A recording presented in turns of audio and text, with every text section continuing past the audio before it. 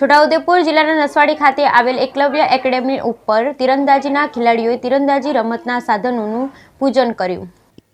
છોટાઉદેપુર જિલ્લાના નસવાડી ખાતે તીરંદાજી એકેડેમીમાં 30 જેટલા વિદ્યાર્થીઓને વિનામૂલ્યે જમવાની સુવિધા સાથે તીરંદાજીની રમત શીખવાડવામાં આવે છે અને દશેરાના પર્વ નિમિત્તે તમામ ખેલાડીઓ આધુનિક ઢબના તીરંદાજી સાધનની સાથે પૂજા અર્ચના કરી અને તીરંદાજી રમતમાં બાળકોને આ શસ્ત્રોથી આખા વર્ષ દરમિયાન કોઈ ઈજા ન થાય તે માટે પ્રાર્થના કરવામાં આવી છે। જ્યારે નસવાડી તીરંદાજી એકેડેમીના નાના ભૂલકાઓને રમત સાથે દશેરાના પર્વની પણ સમજ આપવામાં આવી હતી। Bureau report Rehan Patel, Chhota Udepur. વિજયદશમીના નિમિત્તે સાધનો છે એમાં પૂજા કરવામાં આવે છે।